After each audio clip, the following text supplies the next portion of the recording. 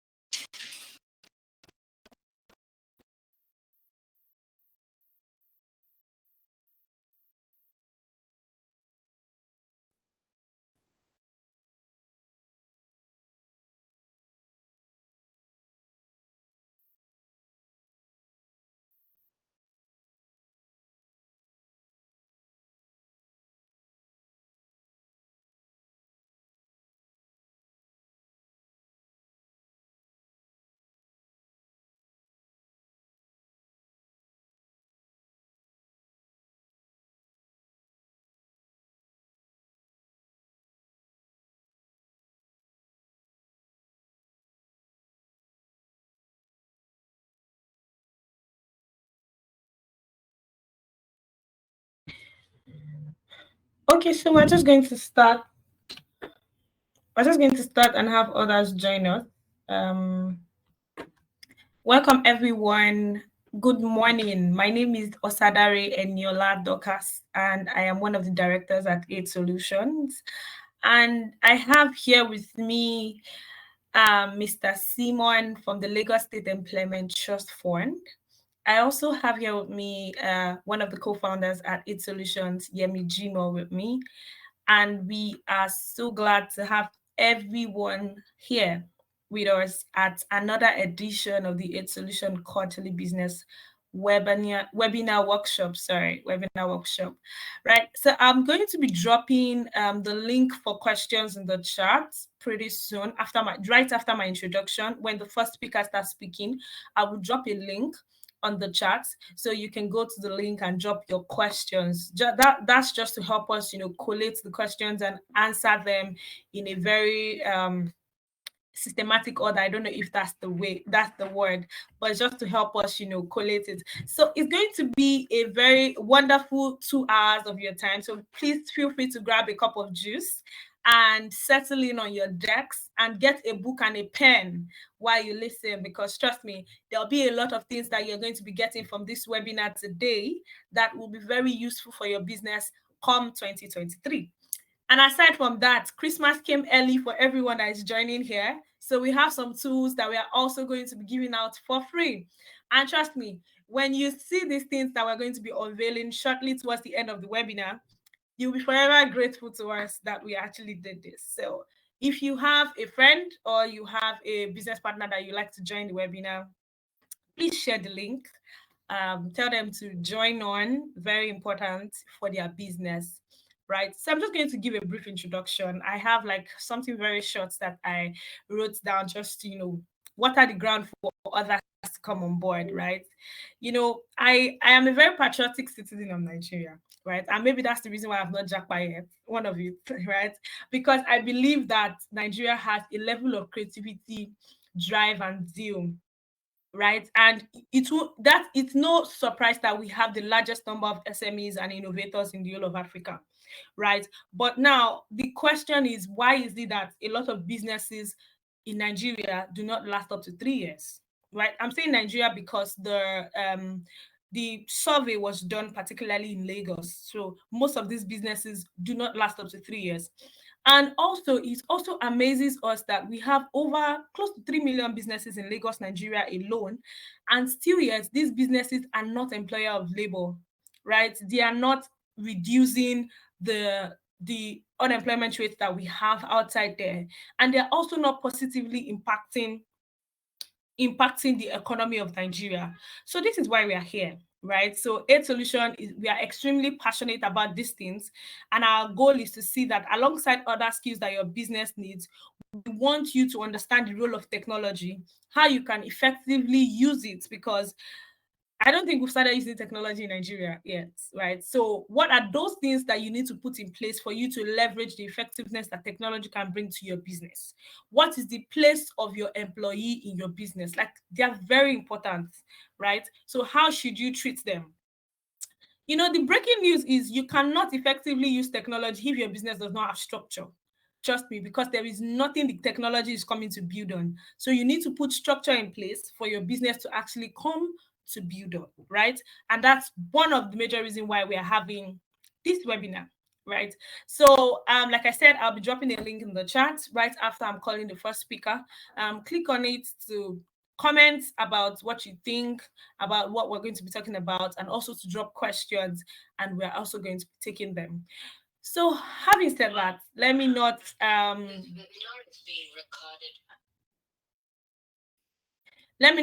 delay us any further.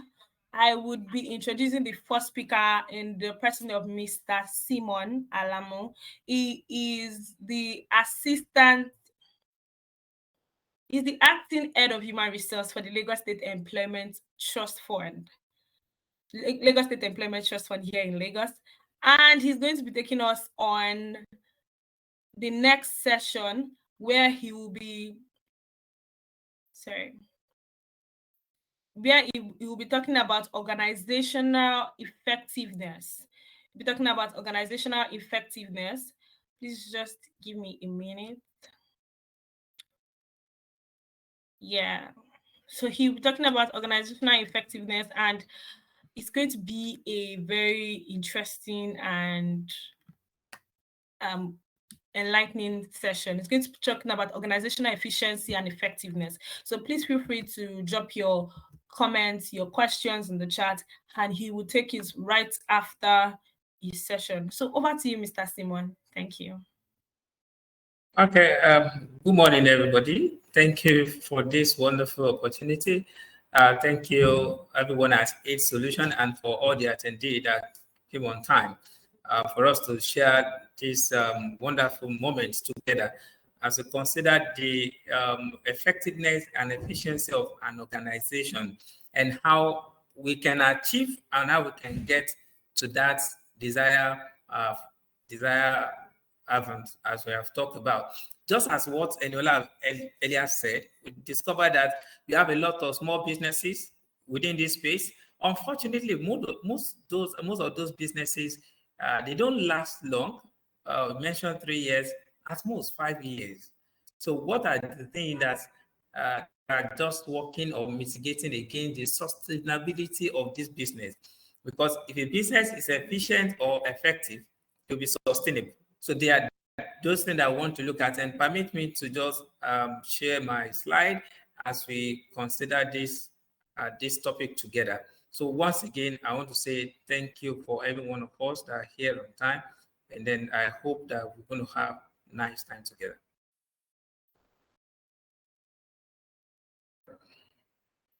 Okay. So I believe we can see my slide. Okay. So this morning we'll be looking at some of those element I want to consider. I want to speak to what is organization efficiency first, and what is effectiveness, and then we look at what are the difference between the two of them, between the two of these elements that we're talking about. I want to confirm that you can view my screen.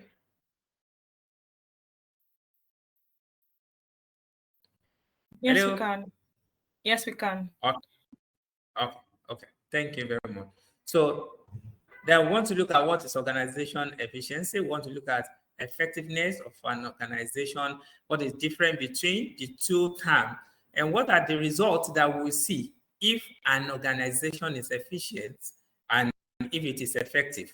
And we want to see most important thing that we are talking about today, one of those driver of efficiency and effectiveness of an organization, which is people, women that are working in an organization. And then want to look at them as an asset and how we can treat them, what you can do for your employee, what you can do for them. So, there are difference between what we do to them and what we do for them. So what we do to them sound punitive. What can I do for this, do to this person? But what can I do for this person?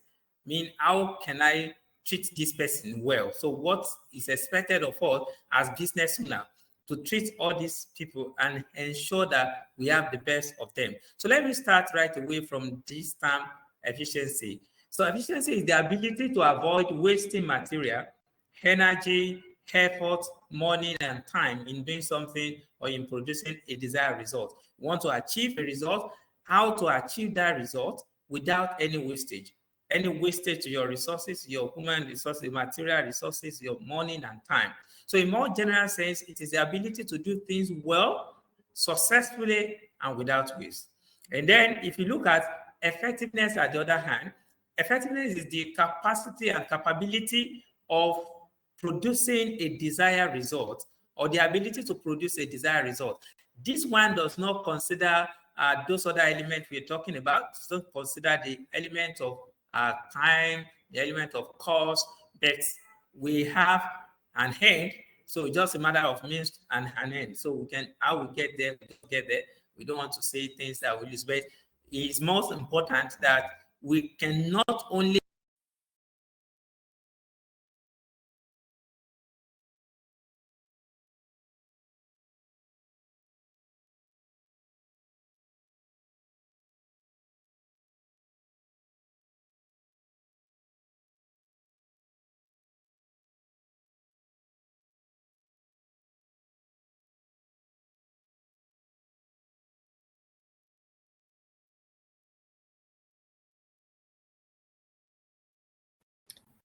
Hi, Simon.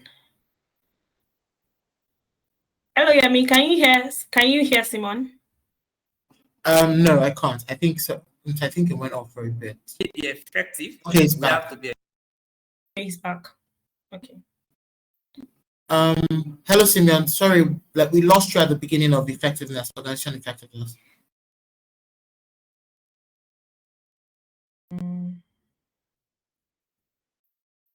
Sorry, we apologize for the breaking transmission.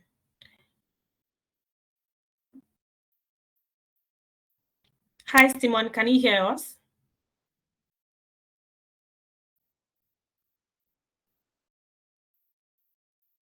Okay. Okay, so while Simon joins us back, please, I want to just confirm that we're able to click on the link that was shared in the chat. You're going to see a community, Aide Solutions community. So feel free to join the conversation that is going on concerning the workshop. That's the first one that was posted there. So you can respond to that. You can add your comments, everything, add your questions on that platform. Yeah. So we hope Simon will be back. Then there are also some polls that we have. Please feel free to respond to the polls as well. Thank you.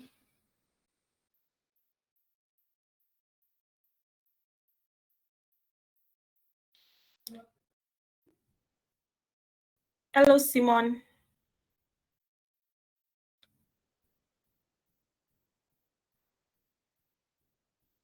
Hello. Okay, I think you're not connected. Your audio is not connected. I don't know if you can hear us, but we can't hear you. One of your other device is muted and the other one is not connected.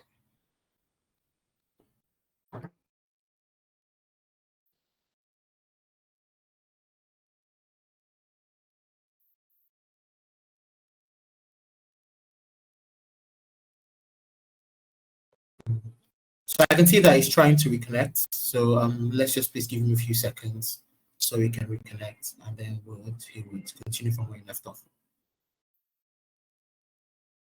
All right.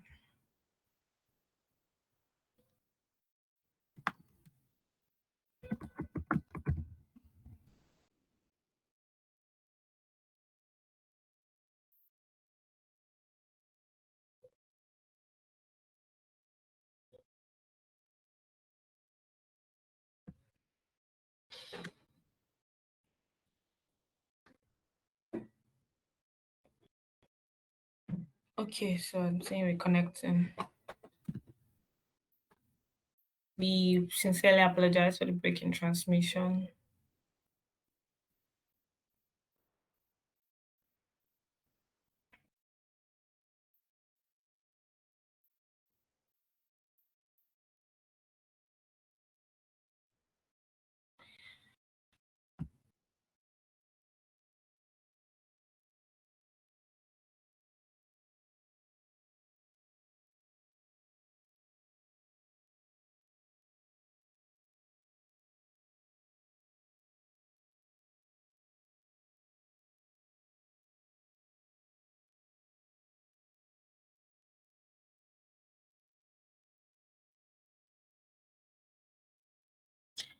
Okay, so while Simon joins us back, I want we have earlier announced that we have free gifts for those who are going to be joining this webinar, and I just think that we can introduce the first one. So for everyone that's going to be joining this, for everyone that joined, and maybe you're going to be watching this video later, we're going to give you access to an accounting solution that you can use for free, right? So, and the name of the accounting solution is Zoho Books. We are not just only going to be giving you access to Zoho Books for free. That's 2 users for free. We are also going to be supporting the use of the application. So if you onboard on the application, we're going to be supporting you while you use it. So you can feel free to, on that same link that we drop in the chat, you can click on it, and you feel free to submit a ticket when you have support issues. Feel free to reach out to us via that platform. We would respond to any issues that you might have. And if you need help, it's a very simple software that you don't actually even need anyone to walk you through on how to use it. But should you need help in maybe remigrating from the current solution that you have onto Zoho Books, or you need us to just do maybe a little bit of walkthrough for you on how your business can efficiently maximize the use of that accounting software, also feel free to submit a ticket on that platform. The link to the platform is on the group, and I'm just going to be sharing the link for you to access Zoho Books for free right now, also on the chat. And the interesting part is, for all these links, you can access them by clicking on the link on our bio on Instagram. So when you click on the link on our bio on Instagram, you can actually access all these links as well. You would be able to access the link for you'll be able to access the link for Zoho Books. You're able to access the link for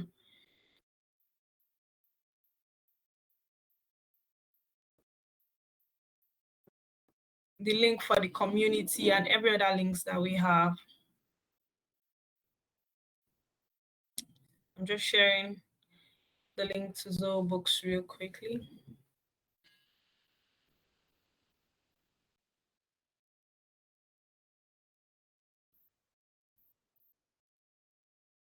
So I'm dropping the link on the chat right now.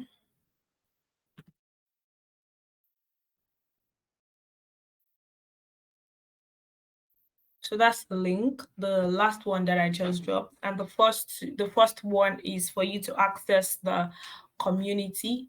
On the community, you can engage with us, submit a ticket, respond to us, drop a question, and any other thing that you might need.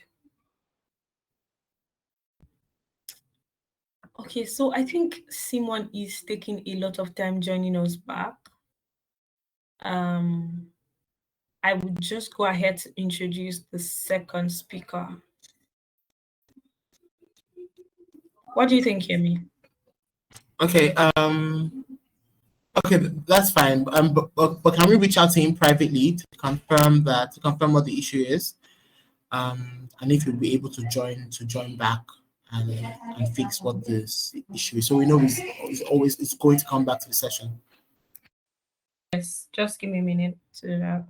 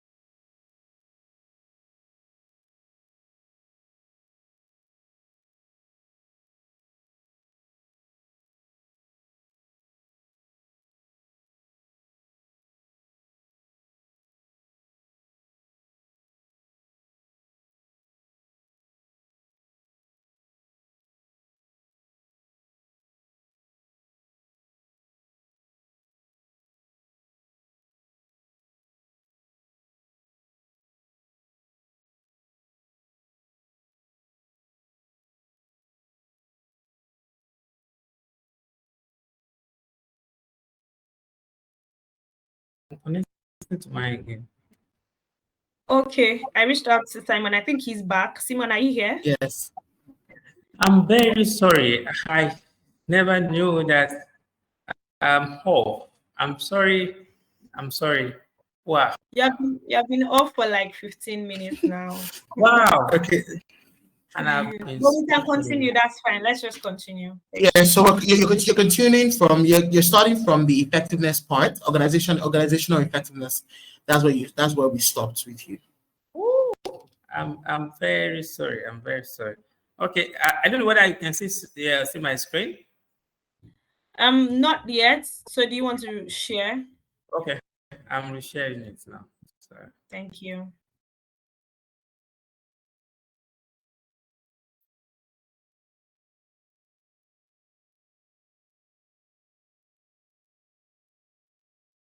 So can we view it now?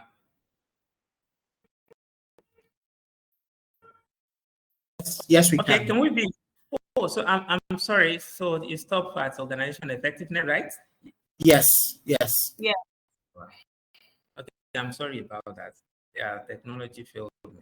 I'm very sorry. So organization effectiveness. I've talked about efficiency. Efficiency was talking about the cost element that we want to achieve and aim, but we want to avoid wastage. So let me just walk back to that. So efficiency is the ability to avoid wasting material, energy, effort, money, and time in doing something or in producing a desired result.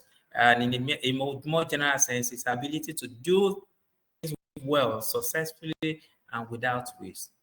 Now, effectiveness is their capability of producing a desired result or the ability to produce a desired output.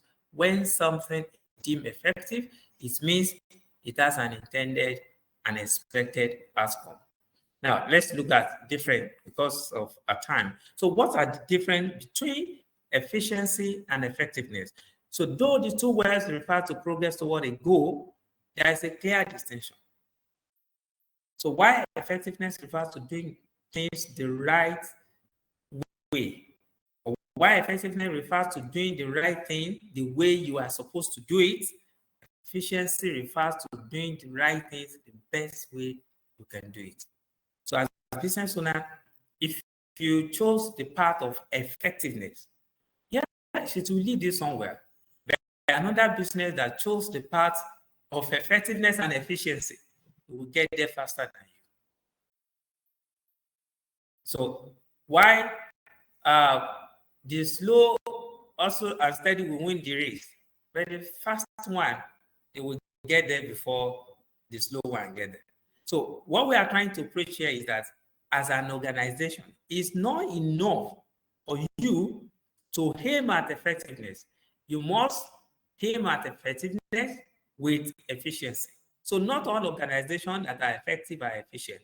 But what we look at is that at the end of today's webinar, the attendees and companies and businesses that are in this webinar should be able to move further from being effective to being efficient.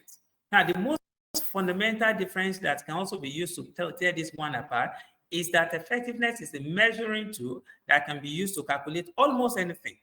Almost anything. Why efficiency exclusively consider, oh, so what is the impact of this on our financial element, or what's the impact of this on our liquidity? So effectiveness needs mathematical value to achieve result.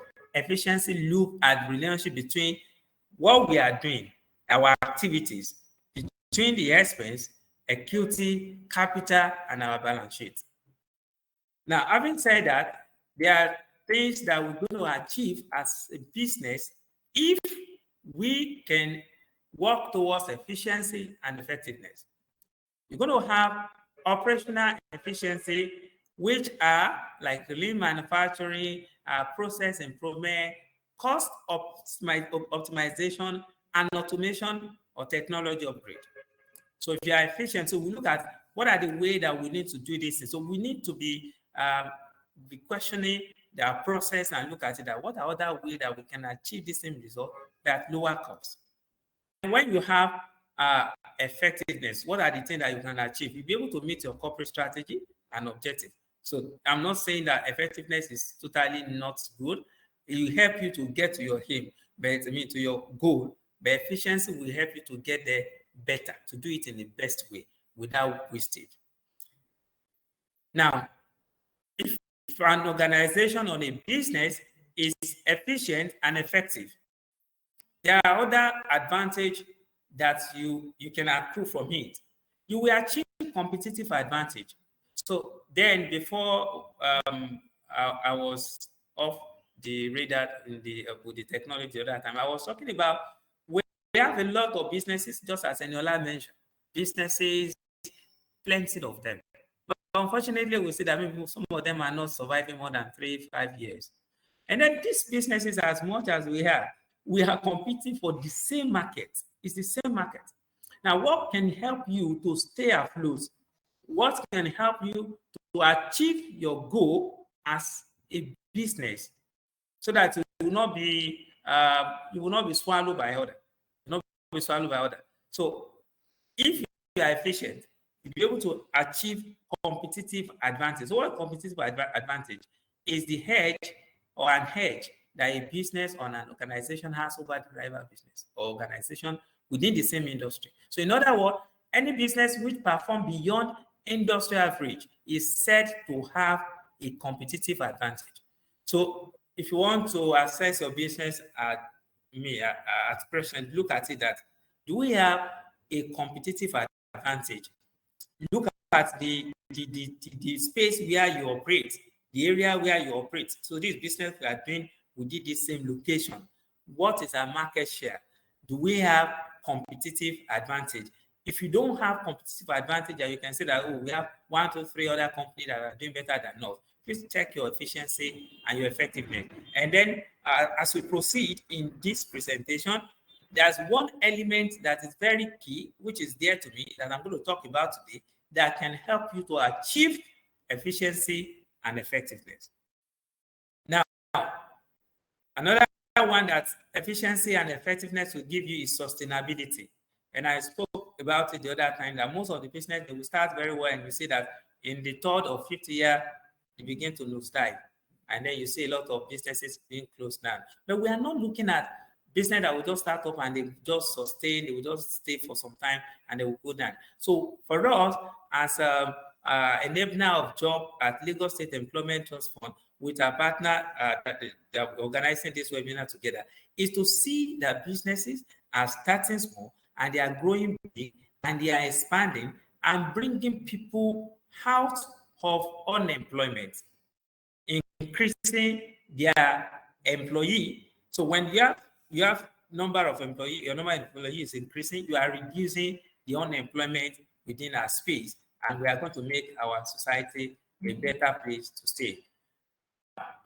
I mentioned the other time that one thing I want to speak about is one of the important elements that can help you as business owner to achieve efficiency and effectiveness.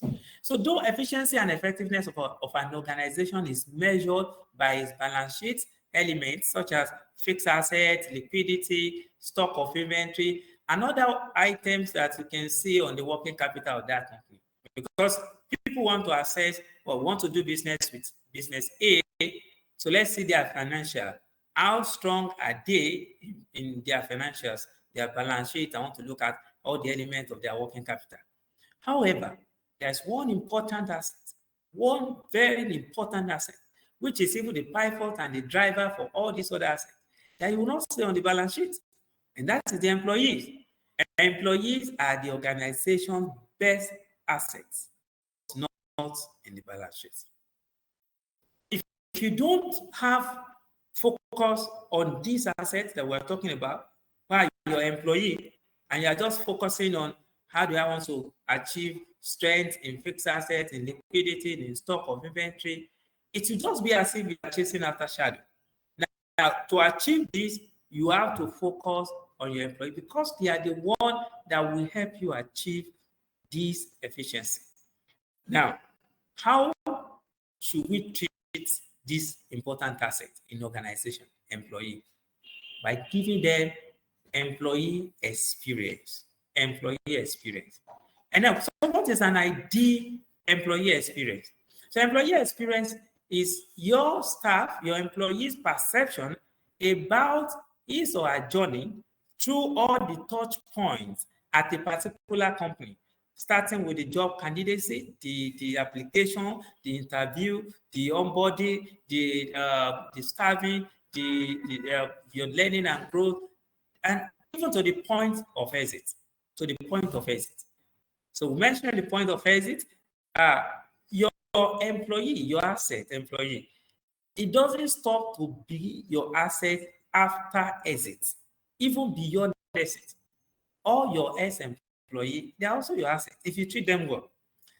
You see that one of the errors that you see among the small business owner today is that once you see an employee telling you that, oh, I want to quit, I want to move on, from that point, you see that person as an enemy. You don't treat the person well, you just look at the person as, oh, he's the enemy of my progress. No, it's not like that. Nobody signed a lifetime agreement with a company the same way a company doesn't sign a lifetime agreement with an employee. So if the time comes for an employee to move on, you don't treat them as if they've become an outcast.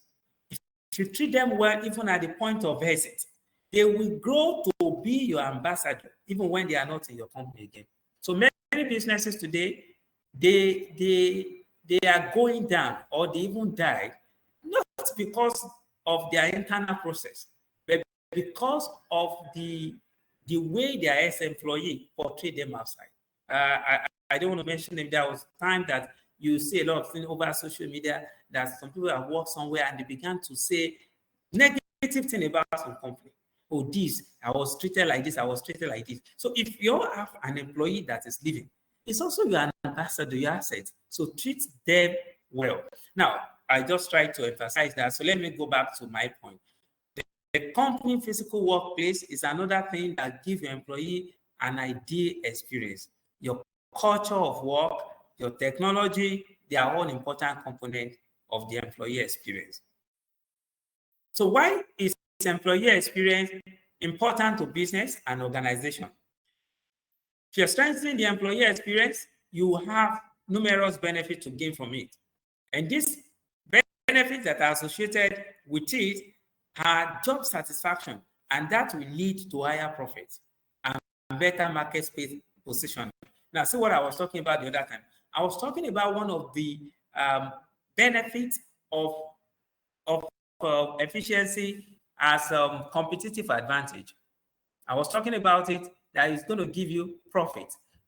If your employees are not satisfied, you can't get to that profit, and you cannot achieve that a better market space positioning. You cannot be competitive enough. And then these are the things that you can still get from it. So when you have an employee that is more engaged, they will be productive. An employee that is disengaged, that is not happy with what he's doing, is not happy with the space, he's not happy with the work tool that he's using, it cannot go over and beyond for you. It can cost you as a business owner billions of naira each year due to the repercussion and the ripple effect of the way they perform their job, such as lower productivity and profitability and increase in absence. All these things, they are the ones that deteriorate the bottom line of a business. So in contrast, when you have an engaged employee, they are more productive. They bring other advantages such as improved retention rate and workplace safety. Even what you don't tell them, they will do it for you. But if you just treat them, so most business now, we treat employee as if you are doing employee a favor. It's a mutual benefit agreement. As if he doesn't do this work, I will get other person outside. If you do that, you miss a lot. Because now we have a lot of people outside, actually, as you said, but because of this thing that we have now, we have a lot of high labor mobility. You can have a lot of people around, but it's hard to find a quality one. When you have one, treat them well. Treat them well. Another thing that you can result to if you don't treat them, don't give them a good experience, is lower absenteeism rate. So people begin to, they are not enthusiastic. They are not interested in coming to work. Does it increase their quality of work? A happy brain sees more possibility and is more creative. If they are not happy, they won't be creative. They will not be innovative. And this season that we have is the season of innovation. For you to stay on top, for you to stay afloat, for you to be competitive enough as a business owner, you must be innovative. And you cannot do it alone. People working with you, they will think for you. But they can only think for you if you treat them very well. And they're also going to improve your customer relations and improve your patronage. The employee experience affects all areas of business, including customer experience. And you look at it, if your employee is not happy, that's not how your customer that your employee want to attend to will be happy, because there will be what we call transfer of aggression. He's not happy. You cannot serve your customer in an happy mood. So indeed, many industry experts, they believe that customer experience is a direct result of employee experience. So happy employees are more likely to convey better mood and emotion while interacting with customers. So they also tend to exhibit more dedication and understanding of product and service, which in turn enable them to give better support to your customer that are the sole the purpose of your existence. So why is it important again? The benefit of employee experience above encapsulate why employee satisfaction should be such an important priority. It's very important. There are some other detailed look at why. So the most successful organization, they attract and they retain top talent. So many businesses, they are jockeying for these few talent that are available. If you have one, treat them well. If you don't treat them well, you will lose them. If you lose them, it will affect your profitability. As a matter of fact, when you lose those talent, then you look at the cost of getting another one, the cost of retraining, those time. You can get there, you can be effective, but you might not be efficient because there will be wastage in cost, wastage in time. So during difficult times such as when we have COVID, recession, and even in this present time that we have mass migration like Japan and all those things, attention to employee experience can help companies become more competitive and prevent the worst repercussion. So now, most people that are on this call will be saying that, so I'm not just blue chip company that have money to throw away to give people this and make them satisfied. So I'm just starting up. I just have small money. I can't pay this, I can't pay that. But this employee experience you're talking about is not only about money. It's not only about money. So for small businesses owner who do not have the same capacity as bigger organizations, how do we go to, or how can we inculcate experience to improve our performances? So creating employee experience in our employment is not only about money. You can do the following. Now you can deliver excellent communication. Even if you have 2 or 3 people in your workforce, do you communicate with them? Do they know what is happening? Are we forthright with them in our communication with them? So the key to improving relationship with your employees is the same thing as in other relationship, either in your family relationship, when you have friends. If you don't communicate with your friend or with your spouse, there's no how you can get such person's commitment. At every point, we have meeting, we have a town hall, we have a discussion. This is where we are. This is what we are doing. This is where we want to get to. Everybody has, okay, let us achieve this thing together. And when we achieve it together, we'll come back, oh, we are already here. This is what we have done. Let us celebrate our success at every point. Respond to feedback. So you have to create a feedback mechanism like a survey, and you have those ones so that you can be able to hear from them. Oh, I know. Another thing that creates a positive work environment, cultivate a trust leadership as business owner, recognize your employee, recognize them on your social media, just let them know that they are recognized. Offer them opportunity to grow and ensure that you do them very well. When you have that capacity, increase their income. Increase their income. When you pay a peanut, you have monkey as staff. So try to pay them well, relatively okay, more significant duty, more impressive job title, job-specific training, social gathering like employee engagement and outing. It will help them a lot. Employees are still the most important element to determine the success or failure of your organization. So without their support, organization daily business function will not be done well and ready. So human resources is always related to the organization profitability, and the ability cannot be replaced by machine. Treat your employee well, they will go above and beyond for you. Thank you very much. Thank you for your time. I apologize for the time that I was off because of technology. Thank you.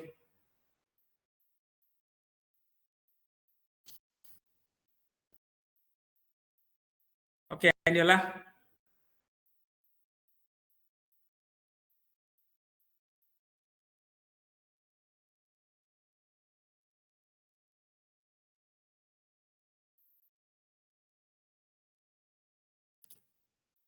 Hello, Aniola.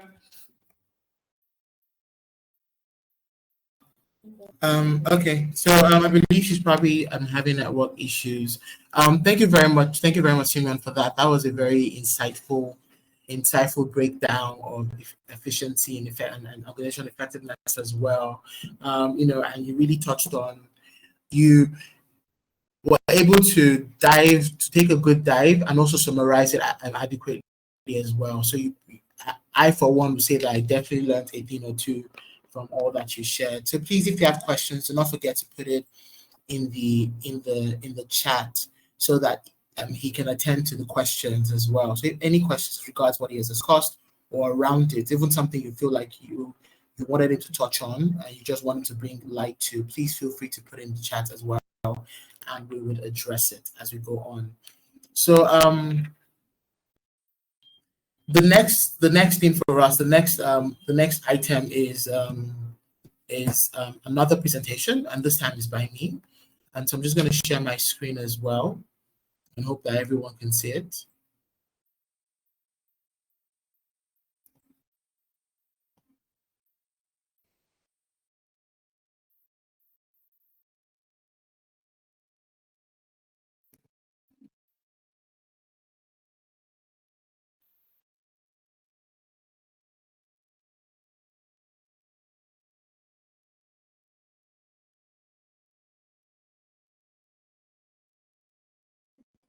Can you confirm that you can see my screen?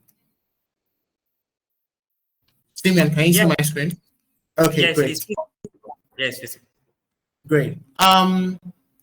So my topic today is business structuring and efficiency using technology. And you know, from the topic, it seems quite straightforward, and I'm going to try to break it down as easy as possible. Usually in presentations, I always like to have a conversation. I always like to have conversations during presentations just so that I'm carrying everybody along. But with a webinar setup, that's impossible to do. So I'm just going to try to make it as simple to follow and easy to follow as possible so that people can go along. And as I go along, at any point you think you have a question or any point you think you would require clarity on, please feel free to drop in the question in the comment section, and I would definitely be attending to it as well. Also, if you have a question for Simeon or for anyone whatever, please feel free to drop in the comment section, and I'll be more than happy to address it. So, broken down the session today, you know, with an overview, and the first thing is, of course, we need to define what business structure is. We need to look at the things to consider when structuring our business. Then, of course, what is business efficiency as well? And then pretty much touch on structuring and efficiency and how they relate to each other. Because again, the topic is business structuring and efficiency. So talk on how they relate with each other, and then talk about technology and how that is important in what we do as well as business people. So before we go ahead, my name is Yemi Jimo, and I'm the co-founder of Aide Solutions. So yes, so I'm just going to dive right into the topic. So of course, first things first, what is business structure? Right? A business structure is pretty much the type of setup a business has to carry out its daily operations smoothly and effectively. And you know, a business structure can also be known as its legal structure. An organization's legal structure is a key determinant of the activities that it can undertake, such as raising capital, responsibility for obligations of the business, as well as the amount of taxes that the organization could owe to the tax authorities. And before making a choice on the legal structure you want to follow, you need to consider a number of things. And I feel that, particularly in this part of the world, we're quick to just registering a business name and saying, oh, I'm a sole proprietor. But we do not consider a lot of things that should be considered when trying to create a structure with our business. And of course, structuring starts from how you register your business to what kind of thing you want to do, the nature of business you're going to cover, and also, of course, you know, how you want your operations to be within your system and your business as well. Of course, I say here, it also refers to how a business chooses to represent itself legally in a particular industry or formation. So now some of the things that we're to consider, right, when we have a business. So I'm going to list out a few things, but in no chronological order. These are just a list of 10 items in no chronological order that I feel like every business person should be considering when setting up a business or when restructuring their business. And the first thing is the nature of the business. And of course, we know what the nature of the business is, right? It's basically you saying, what type of business am I willing to do? What are my goals for this business? What industry is it supposed to be under? What products and services should I be providing, right? How do I manage and structure this legally as well? So that's all the kind of questions you ask yourself when you're thinking about the nature of your business.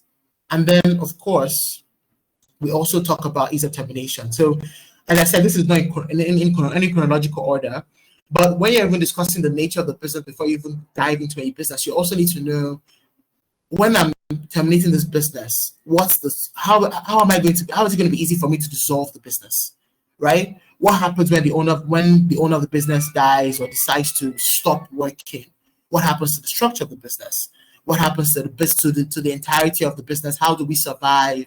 Can the business stand on its own, or am I the one who carries the full weight of the business in generality? And then, of course, the risk. So for a sole proprietor, we know that the risk in a sole proprietorship is the sole owner of the business takes the full risk of that business. But then again, are you certain that's the kind of business you want to dive into? So I would say this, that everyone in structuring your business, you kind of also look into the types of business. So you look into sole proprietorship, partnership, public liability company, private liability companies, corporations. How do I want to set up? In what way am I setting up? Do I have partners? Do I have investors? How do I want to go about this business, right? And in thinking about that, you also would need to clarify on the kind of risk. So how, in a limited liability partnership or corporation, individuals can only be held liable to a certain extent. If the business accumulates a significant amount of debt, the personal property of the individual cannot be seized in order to resolve the debt. But in a sole proprietorship, it is your business. So if there is a debt that is being incurred by you and you need to pay up the debt, your personal properties or belongings are free game, right? And then, of course, you also need to look at the cost of setup. How am I going to set up this business? Are there other effective ways to set up this business? Are there other efficient ways I can set up this business?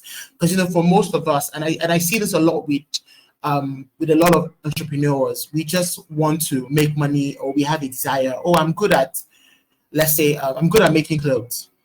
And then we dive into the business without actually thinking about the business part of it.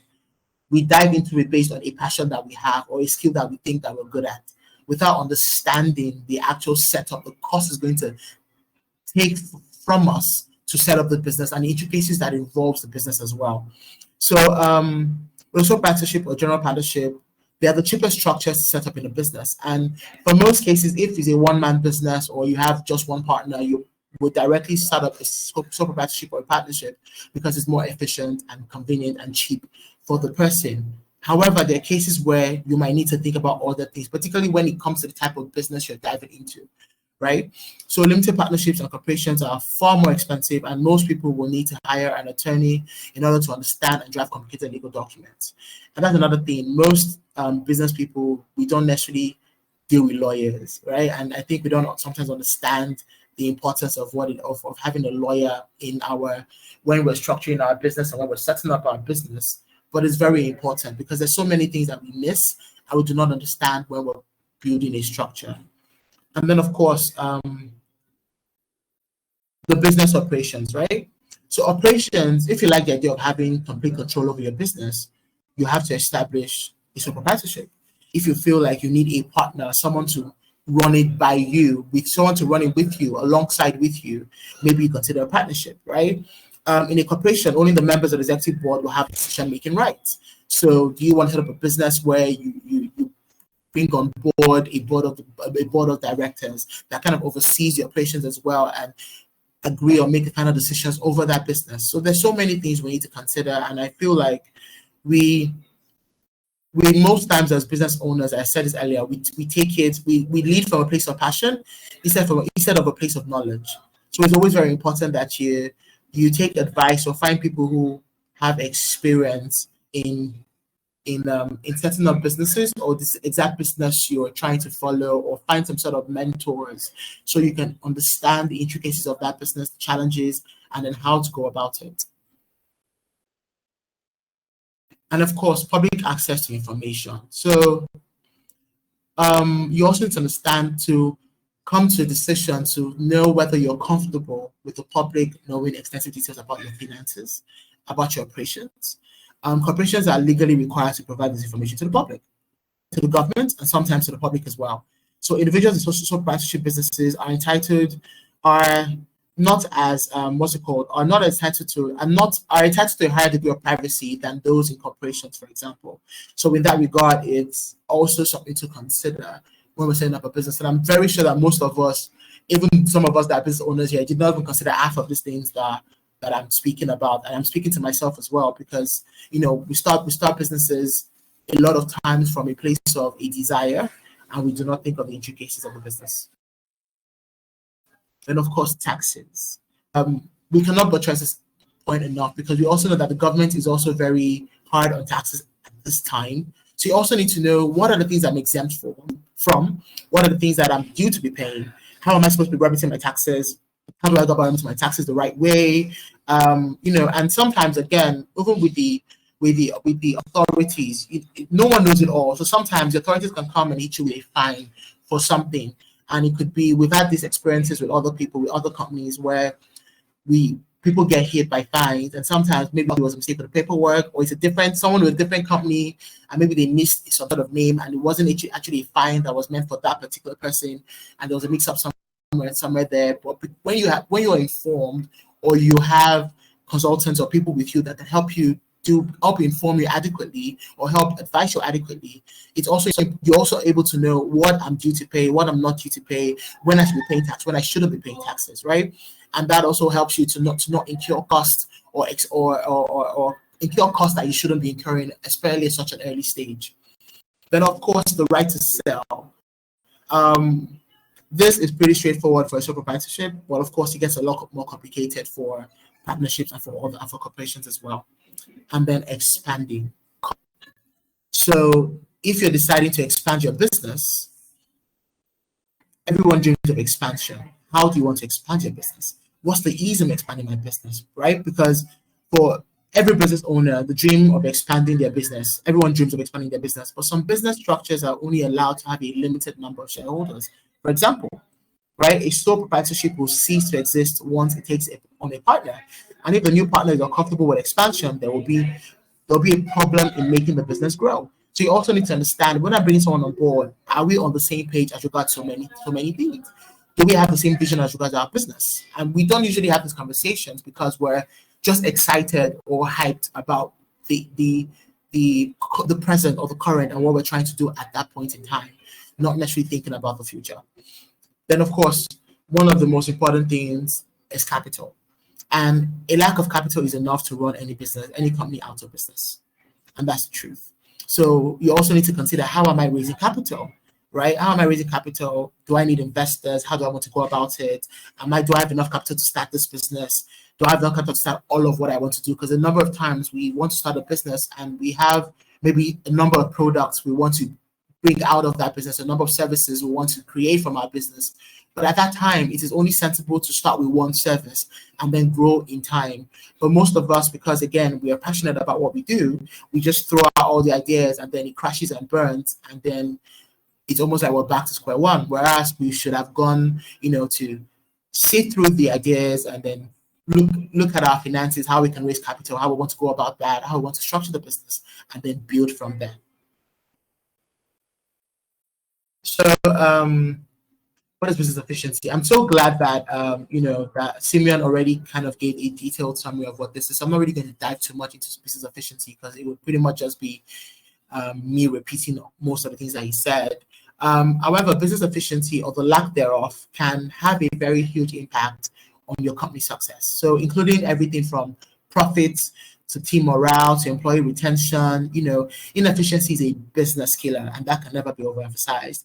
Any business that operates at its maximum efficiency wastes time, effort, and resources. Therefore, your company should strive to reach maximum efficiency if it is to realize its full potential. For that, you need to comprehend what business efficiency is and what it means for your company and your business in general. So a business that is running seamlessly can always be better if it were more efficient. A team that takes 2 days too long to submit its project, a customer service process that feels too long or too many meetings are signs of inefficiency, and we do that a lot, even in corporate world, where we have meetings for meetings that we're supposed to have, and we use these things and we just block our calendars with irrelevant things, irrelevant conversations that eat into time that can be used for efficient things and bring forth efficient results. By implementing the right strategy, you can give your organization the boost it needs to improve service delivery. So what is business efficiency in general? It basically refers to the output that a company generates in relation to the effort, time, and resources put in, right? And as Simeon said, it is doing things the best way you can, right? So how best can I do something? How best can I maximize something? So it's not just doing something right, which is effectiveness, is doing things right, but it's doing it the best possible way. And it only is easy to do it the best possible way when your business is structured accordingly. It also involves the ability to make the desired services or products with the smallest amount of resources. So with efficiency, you're thinking about cost, manpower, which is labor. You're thinking about, expenses. How can I maximize what I have? How can I incur less costs, and also put out my best output and put my best foot forward. That's what efficiency is. So it's about, as I said, minimizing input without compromising the output quality. So I want to put in less, but I want to put out more. So how do I do that best, right? That's pretty much what business efficiency is. So of course, we have categorized it under 3 main ways on how to increase efficiency. And I feel like efficiency cannot be buttressed enough, because it is you need to have a goal of efficiency when you're also structuring your business as well. And 3 of these things, the first one we're going to talk about is automation processes. We cannot overflow this. We're in an age where using technology to improve systems and processes is important. Automating processes is important. We're no longer trying to carry files from office to office, or print papers here and there, or write things physically, or save things in a file room physically. We're trying to find a way, how can we make our processes better? How can we make internal processes better? Also processes with our customers and with our clients better as well. So automation can free up time, money, effort, allowing you to reallocate those resources to other critical sections. So companies can use different approaches to boost efficiency in individual areas, right? And I know we also always worry about the cost of automation. And I agree that sometimes the initial automation cost might sometimes be high, but the improved efficiency more that makes up for it. So it's easy to think about, I'm not trying to spend so much money on automation because it's going to be a lot of money. But the truth is, in the long run, it's going to cost you a lot less than maybe increasing manpower, increasing costs in so many other ways. So you're being wasteful for something that you can be more efficient about, in your business. Then the second thing is business process optimization. And knowing when to introduce new processes cannot be exaggerated enough, right? When you notice that some systems are not functioning optimally, you might consider replacing them. However, switching processes in the middle of a project can be counterproductive. So you need to analyze situations carefully to find out how long established systems should stay in place. So you're reviewing your processes, your systems. Is this system outdated? Is this efficient to me? How can I optimize the system? How can I maximize this? How can I change this? How can I improve this? What do we need to do about this? Is there something we're doing wrong with this? Sometimes a lot of people have systems in place, but they're not using those systems. They're not following through with those systems. They're sometimes even being lazy about using those systems because, something has worked for me for the past 10, 15 years. So it's difficult for me to now use a system that I already have on ground, or I just don't understand it, or this is what I've been doing and it works for me. But you need to understand that if you have systems in place, how do I maximize the systems? Are the systems outdated? Do I need to improve the systems? Do I need to discard the system completely? Do I need to bring aboard a new system or process as well? Right? And then, of course, we have task management. So with task management, using various tools can boost business efficiency of your organization on several fronts, right? So task management softwares help employees share information and communicate smoothly, which is crucial when working to be more efficient. Management platforms keep everyone on the same page and make changes easy to implement. And I've seen this a lot in companies, and I've worked for a few companies where we have tax management systems in place where internally it's easy to communicate with employees, it's easy to communicate. I don't need to, try to find a way to reach someone in a different state or someone that is out of country. And, technology has kind of made everything a lot seamless, and the lines are no longer blurred, right? So you can clearly, it's easy to reach out, to manage tasks better, to also manage communication within your team and also with your customers as well. And unfortunately, business efficiency doesn't always receive the attention it deserves, despite being integral to a company's health, right? And it's the truth. Most people don't even think of efficiency, right? Everyone is thinking, how can I do my work? And sometimes we say we think of efficiency, but we don't necessarily implement the thought process of efficiency when we're planning or thinking about our business. And for every enterprise owner, manager, or other important stakeholders, we must understand what the value of efficiency really is. With the right strategy, you can improve your organization bit by bit, because efficiency should always be a long-term endeavor. So it's not something that is just a one-time thing. Let me just, let's be efficient. Let's tick the box. It's a continuous thing. You always have to have efficiency in the back of your mind when planning every single decision, when releasing every product, every service line, doing everything as regards your business. Efficiency should always be at the back of your mind. Then now, structure and efficiency, where do they meet, right? What's the relationship between business structure and business efficiency? And we know that business efficiency, so what do they mean? What's the correlation, right? And how an organization is structured is one of the most important factors to determine its efficiency in doing things. And we should know that efficiency is an expected goal. And I've said this 1,000 times already, well, exaggeration, but I've said this a lot of times already. And it's because it cannot be overemphasized. Efficiency is an expected goal when structuring your business. So when an organization is a startup or is trying to establish itself in the market with competition, often the focus is on producing and offering services at the most affordable rate, right? This helps in achieving the revenue targets to sustain and grow the organization while establishing itself in that industry or market.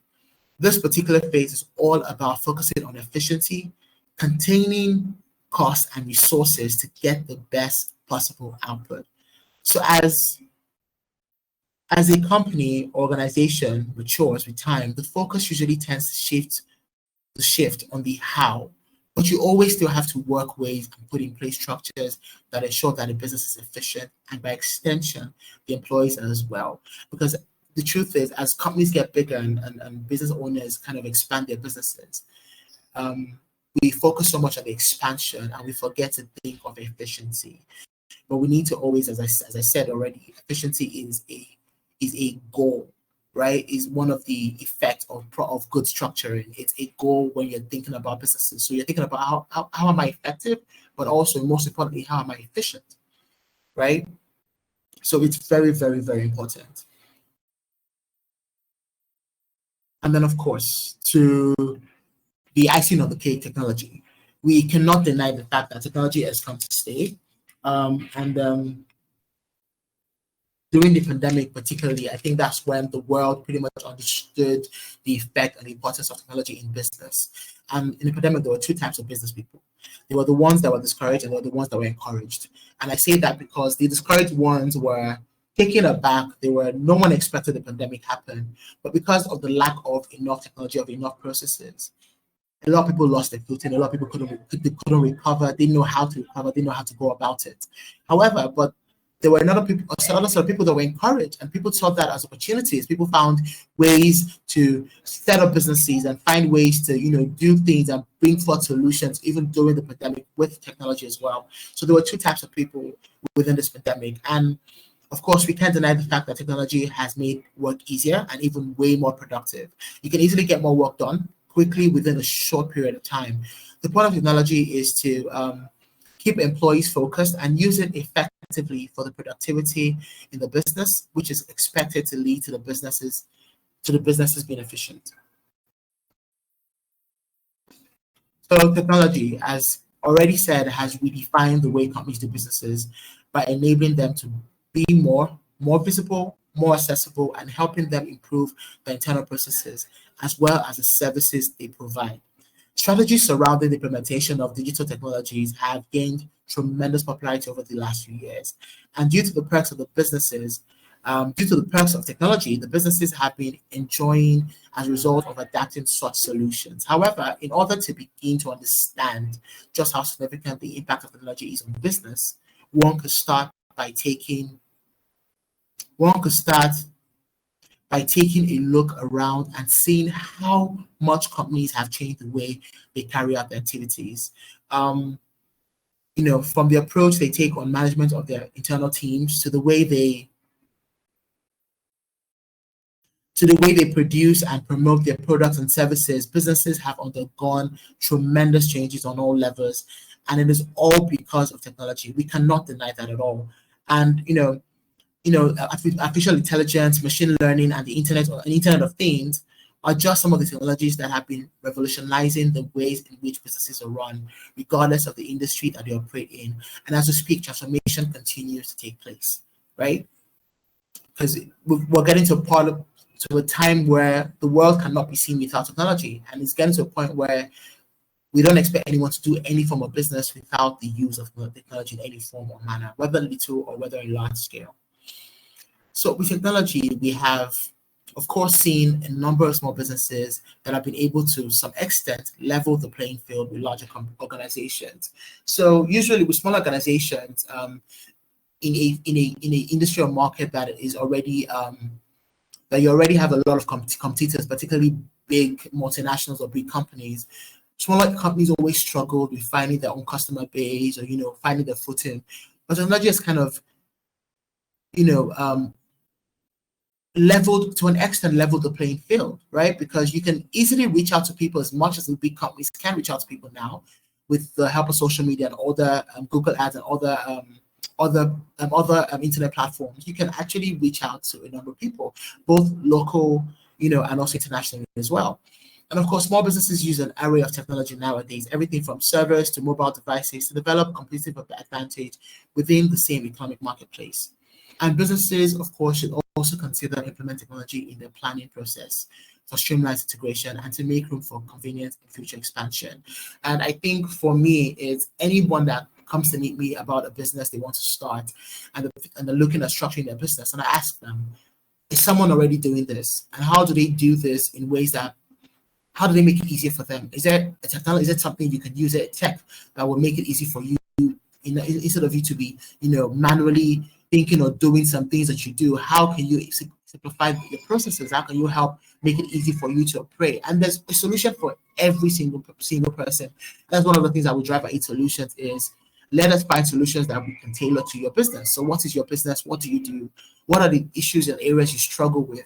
And now we come on board to see how can we find solutions to aid in your struggles? How do we provide solutions that can help you? How do we create technology, whether it's apps, whatever it is, processes, structures? How do we help you structure your business? How do we help you create processes that can make it seamless for you, right? And of course, we need to know that businesses should always consider implementing technology in the planning of their businesses. And then, of course, we need to talk about the impact of technology. We can't talk about technology without kind of touching about the impact that it has had on our businesses. And the first is operating costs. Business owners can use technology to reduce business operational costs. Basic enterprise software enables a firm to automate back office functions such as record keeping, accounting, and payroll. Those three things are kind of majority of the things that we have our clients reach out to us for. It's, they want to find a seamless way of, doing record keeping or accounting or payroll. And it's the technology that we can use to help make this things better, right? You don't have to scratch your head or, go through the hassle of hiring people, or, maybe even you have hired people and you guys are struggling to find a process or a system that makes it seamless for you to do some task. And these are things that, technology easily helps in. And then, of course, security. Business owners can use technology to create secure environments for maintaining sensitive business or consumer information. Many types of business technology or software programs are user-friendly and allow business owners with only minor backgrounds in information technology to make the most of their tools and features. You have so many features that are easy to use, right? So easy to use. And you really don't need a rocket scientist to put you through all the systems. So anyone, regardless of what you studied or what your background is or what your skill is, it's easy to actually navigate most of these tools. And then of course, communication.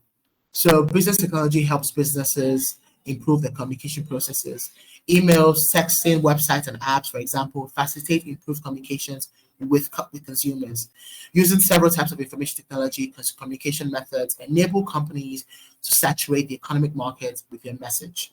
Companies may also, receive many consumer feedback through those electronic communication methods, because a number of times people usually do surveys through a number of electronic methods, and that's one of the fastest and seamless ways you can actually get direct feedback from the consumers as well. Technology also improves inter-office communications, whether through social intranet softwares, which give employees a centralized portal to access and update internal documents, and also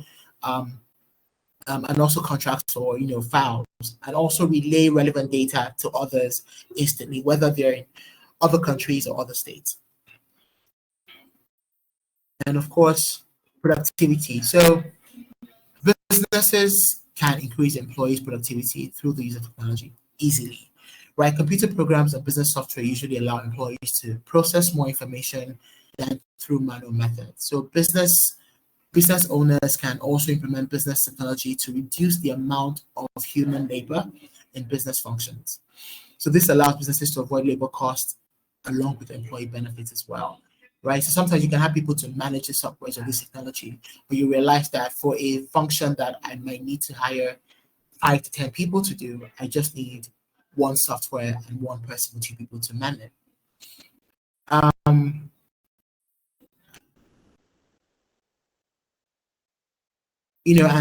Even fundamental business tech as well can have a major impact on employee performance.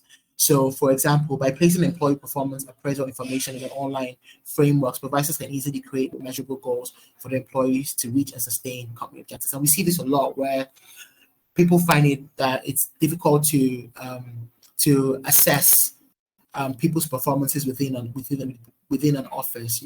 Sometimes it's assessed based on people's personal feelings, right? Instead of actually having a structure and a process to do that. So you can use technology to really have a template for this, and you have a yardstick to easily be able to measure. You have an online framework that you can easily use, put up anyone against that framework, and easily assess them according to the company's rules and the expected outputs they should have in every financial year. Of course, customer base as well. So business technology helps businesses improve their communication processes.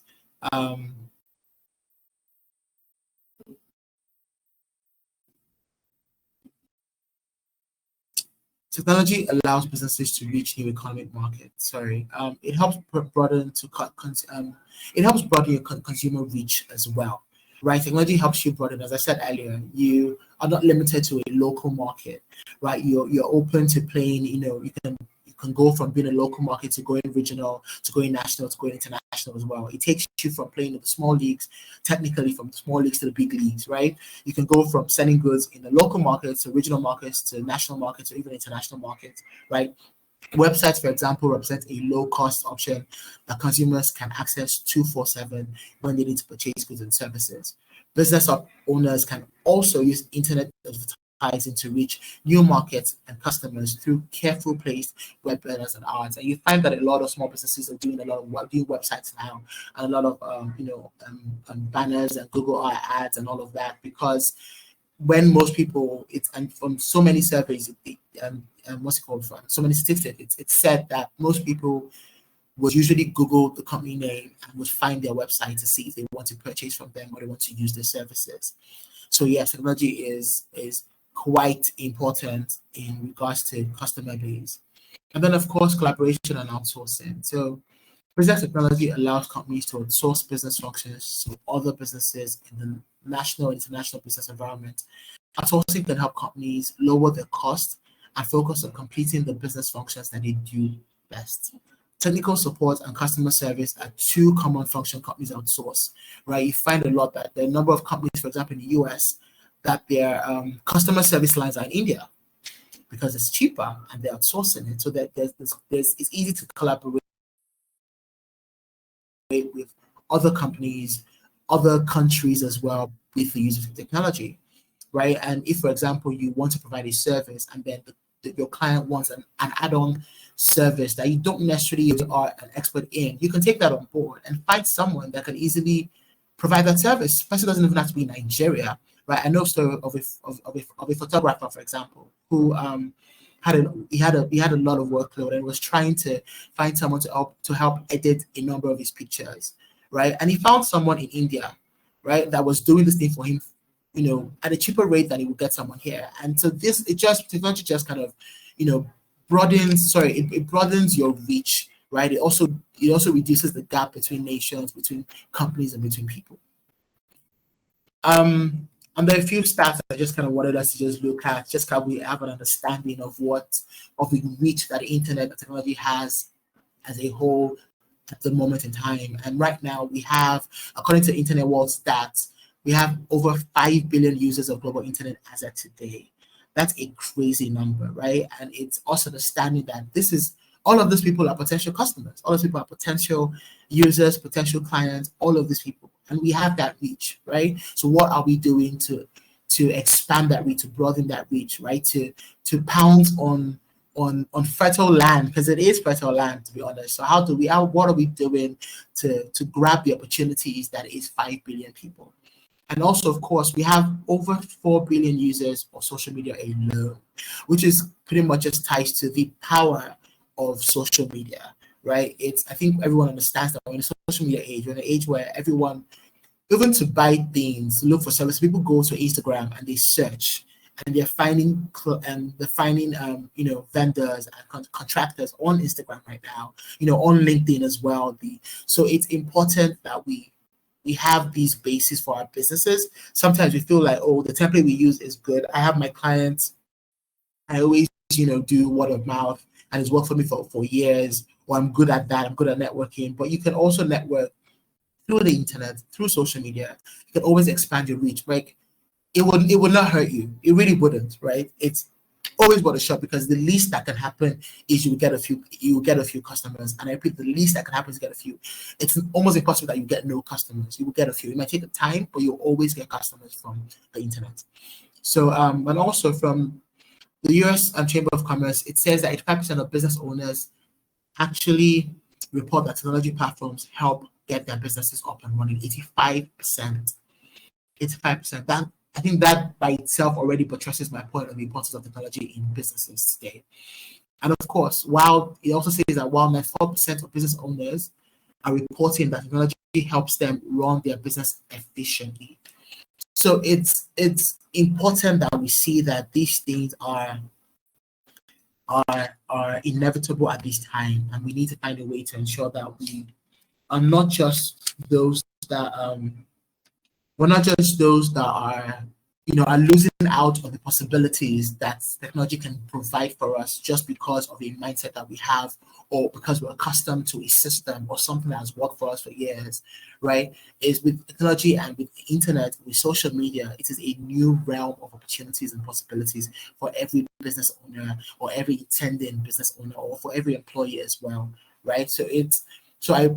I hope that every single person that's joining us today is seeing this as some sort of kick, to encouragement, like a boost, to just make you understand that it's time now to just, get up, and try to explore this world of technology, explore this world of the internet, and see how you can also maximize this as well. And for us as a business, this is what we do. We as our name says, Aide Solutions. We pretty much Aide Solutions, right? We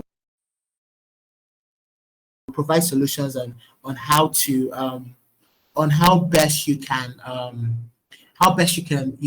maximize your output, how best you can grow your business. We pretty much will sit down with you and consult with you on things you can do that can aid your businesses, structures you can put in place and help your business grow and faster as well. So please feel free to reach out to us as well. So finally, I will be wrapping us up with a quote from John Chambers of Cisco, and he says at least 40% of all businesses will die in the next 10 years. And that's a scary thing to say, that 40% of businesses will die in the next 10 years. But he says if they do not figure out how to change their company to accommodate new technologies. So business as usual, it is no longer business as usual. We need to adapt to the times and grow with the times. It is important, it is necessary, it is absolutely paramount that we do, because the growth and future of our business absolutely depends on it. So that'll be all from me. So thank you very much for listening, and I do hope that we have questions and we also got insights into our world, and we hope to continue this conversation even way after this webinar as well. Thank you very much, everyone. Thank you so much, Yemi. That was such an insightful session, and I hope that everyone here on this call would agree with me. God bless you. So I don't know if anyone has questions. There were some questions during while he was talking, and I was able to give response. But if you have any other question, please feel free to drop it in the chat or drop it on the community, and we will take those questions. Right. And just to reiterate, we would be sending the slide to all attendees. So that's we have all email addresses, and we'll just be sharing the slides. And we just hope that this webinar would actually contribute to how you do businesses. And it's just not going to be business as usual come 2023. Right. I had something to share when Simon finished, but my internet failed me. So I wanted to mention that two things are important in improving the outcome of staff performance in your business, right? I've heard a lot of business people say, soldier go, soldier come, barracks remain, right? Well, as much as that is true, it is very important that you treat your staff right?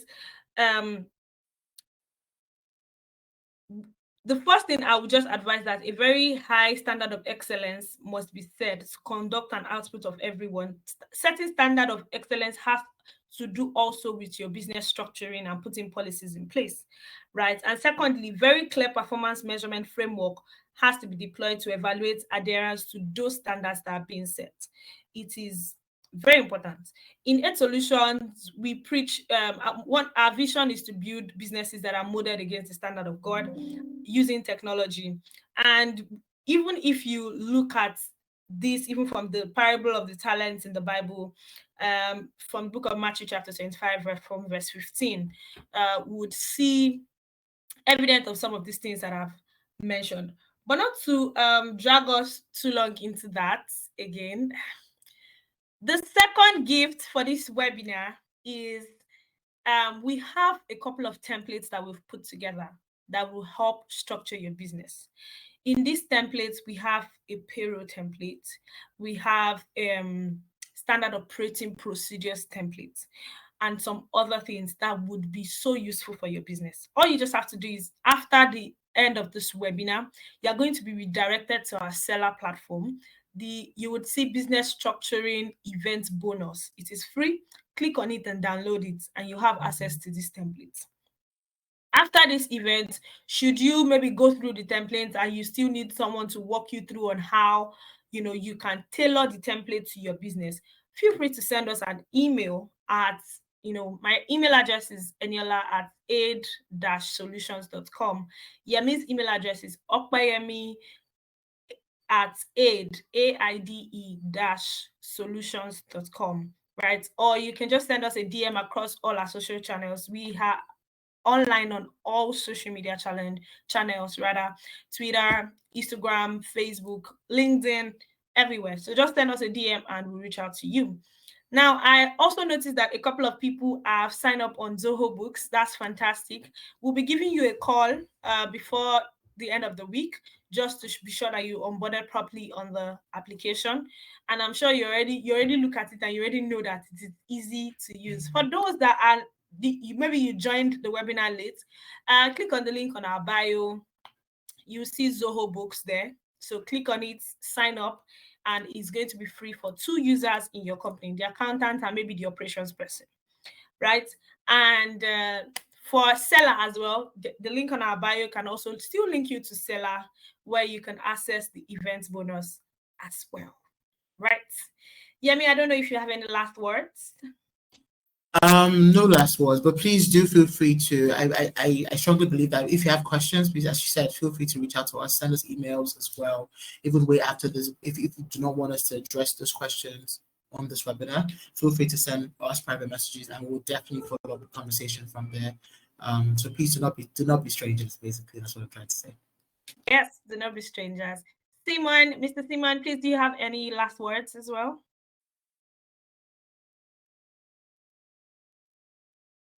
Mic is muted. Okay, your mic is muted. Yeah. Okay. Thank you for this platform and for all the attendees that were able to make it today. Thank you. And I also want to emphasize that your people are your assets. When you have any initiative, your people are the one that will carry it on for you. Treat them well. They will stay with you and they will help you to achieve your goal. Thank you very much. Yeah, a very, very special thank you to the Lagos State Employment Trust Fund. We do not take this partnership for granted. We are so, so grateful for partnering with us. See you next quarter. This is a quarterly webinar, and we hope that, as you come quarter in, quarter out, your business grow, your business do not die, your business stays there and continues to forge ahead. That's our vision, and we hope that we see you again next quarter. Right now, I'm signing out on behalf of Aide. Bye, everyone. Thank you so much.